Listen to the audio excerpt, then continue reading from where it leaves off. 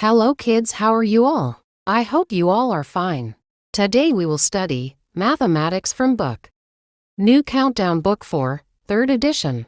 And today we will do the word problems of Exercise 1B question 5 and 6, which is on page number 11. So, let's start.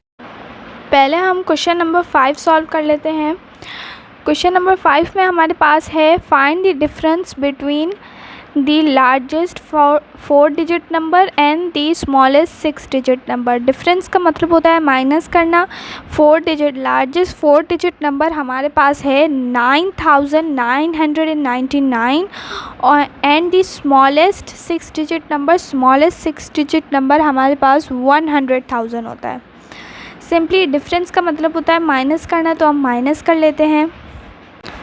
पहले हम बड़ी value लिखते हैं, इसलिए हम smallest 6 digit number और largest 4 digit number, 6 digit number ज़्यादा होते हैं और 4 डिजिट नंबर कम होते हैं, इसलिए 6 डिजिट नंबर मैंने पहले लिख दिया, उसके बाद 4 डिजिट नंबर लिखे।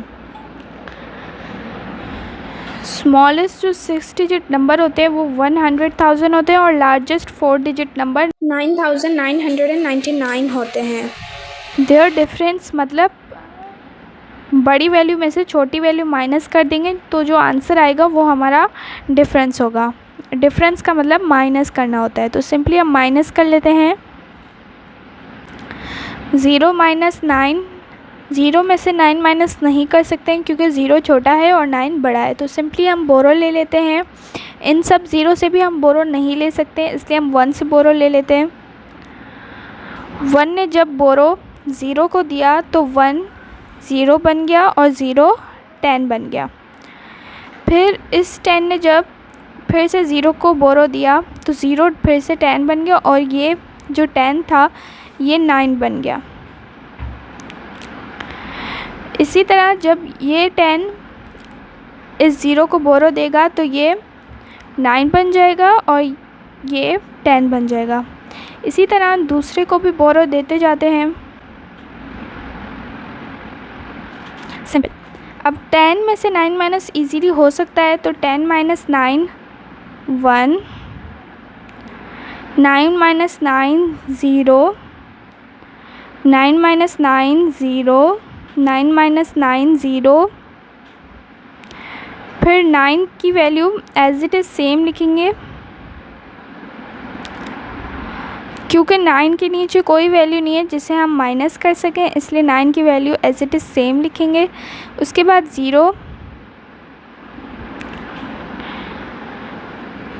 डिजिट्स के आगे, वैल्यू के आगे वाले 0 कोई इनों का कोई मतलब नहीं होता, इनों का कोई काम नहीं होता, इसलिए हम ना भी लिखें ना लिखें तो इसकी कोई वैल्यू नहीं होती है।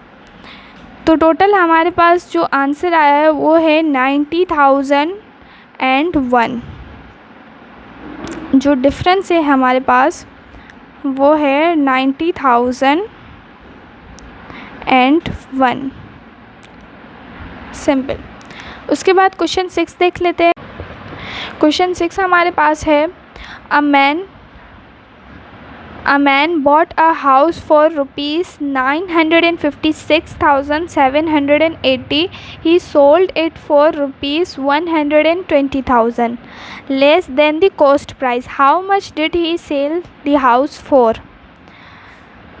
एक आदमी था जिसने एक घर खरीदा। घर की जो कॉस्ट प्राइस थी जिसमें उसने ख़रीदा वो थी 956,780। जब उसने घर भेजा, सोल्ड किया, तो उसने 120,000 में सोल्ड किया और 120,000 बहुत कम प्राइस थी कॉस्ट वैल्यू से, जिसमें उसने परचेज़ किया था उससे कम वैल्यू में उसने भेज दिया। तो कितनी कम वैल्यू में उसने जो था हाउस सेल किया था वो हम पता करेंगे, तो इसलिए जो कॉस्ट वैल्यू थी उसमें से हम सेल वैल्यू, जो सेलिंग प्राइस थी, उसको हम माइनस कर देंगे, तो जो आंसर होगा वो हमारा आंसर होगा। यहाँ पर मैंने कॉस्ट वैल्यू लिख दी और सेल वैल्यू लिख दी। अब कॉस्ट वैल्यू में से हम सेल वैल्यू जब माइनस करते हैं, कॉस्ट वैल्यू हमारे पास थी 956,780।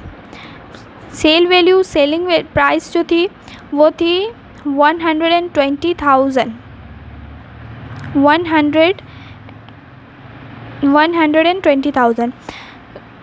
अब हम माइनस कर लेते हैं बड़ी वैल्यू में से छोटी वैल्यू हम माइनस कर लेते हैं। 0 minus 0 0, 8 minus 0 8, 7 minus 0 7, 6 minus 0 6, 5 minus 2 3, 9 minus 1 8। तो rupees 836,780। He sold the house for rupees 836,780। Simple. तो उम्मीद है आप लोगों को ये वीडियो समझ आ गई होगी। मिलते हैं नेक्स्ट वीडियो में। Till then.